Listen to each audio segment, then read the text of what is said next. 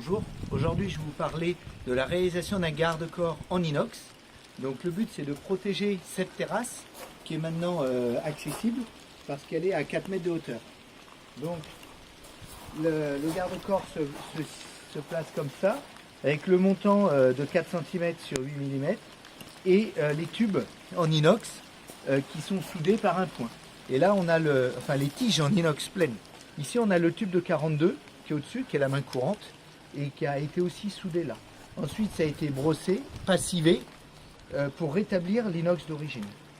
On a là donc les tubes pour la fin du garde-corps et les tiges pour les barreaux intermédiaires. Donc la norme exige d'avoir une séparation de 5 cm en dessous les 50 premiers centimètres, puis une séparation de 15 cm jusqu'à une hauteur de 1 mètre à partir du point le plus bas. Donc vu que là j'ai une marche, c'est pour ça que je monte à 1 mètre et que ça semble être un peu haut.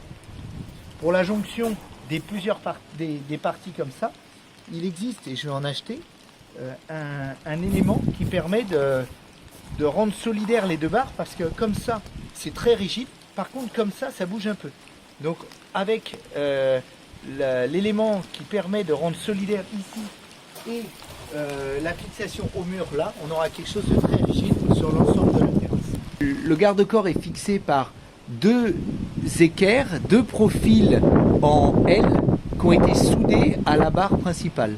Et la platine ainsi constituée est fixée dans le parpaing par 4 chevilles chimiques qui font ressortir des tiges filetées sur lesquelles j'ai mis des rondelles et des écrous inox freins.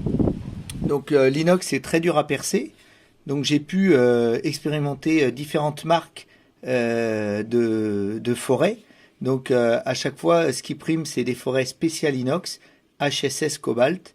Donc c'est des forêts qui ont une surface un peu brillante et un peu dorée parce qu'ils sont recouverts d'un composé qui permet de résister à la température et puis à la difficulté de percer. Donc HSS Cob, donc là c'est un forêt de 11, j'ai acheté celui-là pour permettre d'avoir un petit jeu, mais au final le forêt de 10 suffit parce qu'il permet de coincer le tube plein de 10 parfaitement. Et ensuite un point de soudure permet de lier pour toujours la partie, la jonction entre le tube, entre la tige et le montant. Donc là on a une barre qui n'a pas encore été percée. Là on a une barre qui a déjà été percée par 3 forêts différents. Et là une barre qui a été percée jusqu'à un forêt de 6.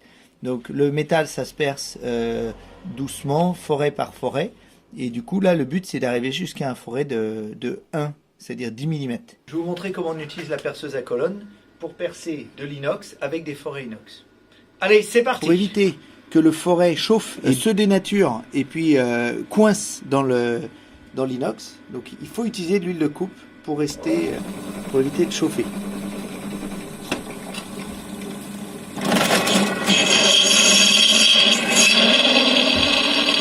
Là on voit que quand on met une pression constante, on forme des copeaux.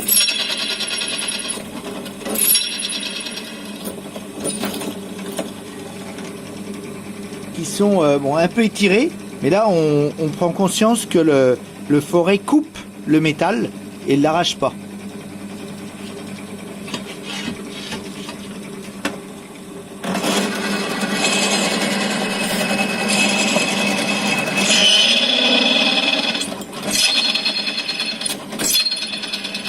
En remontant un peu la perceuse régulièrement, ça permet de casser le copeau pour éviter que le copeau soit trop long.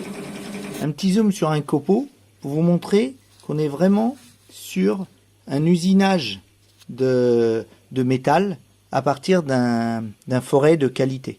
On voit là que le copeau se déforme petit à petit, ce qui correspond à la vitesse d'entrée dans la matière du forêt. Donc plus c'est serré, plus on est doux, et puis en accélérant, on distend le copeau. Voici une ruse. Là, on a une barre qui n'est pas tracée. Le traçage, c'est assez long à faire.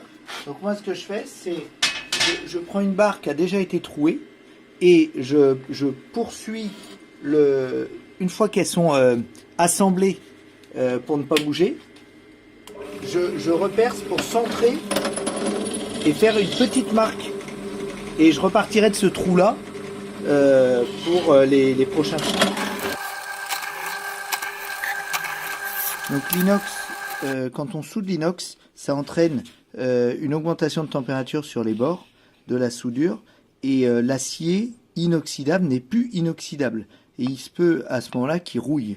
Donc il faut, à la suite de la soudure, décaper avec un décapeur inox, donc c'est un acide.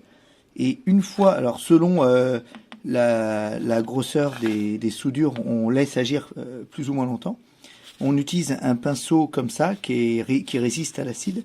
Et ensuite, on passive avec ce produit-là qui a comme objectif de rétablir le côté inoxydable de l'inox aux abords de la soudure.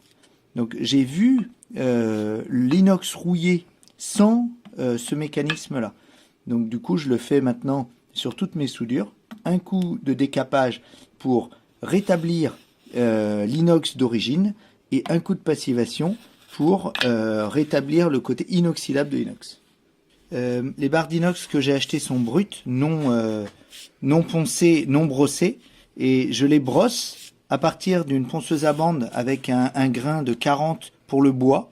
Et c'est un peu long, mais on arrive à un résultat qui est très correct. Merci d'avoir regardé cette vidéo. Vous trouverez dans la description le lien vers l'article dédié au garde-corps inox de mon blog.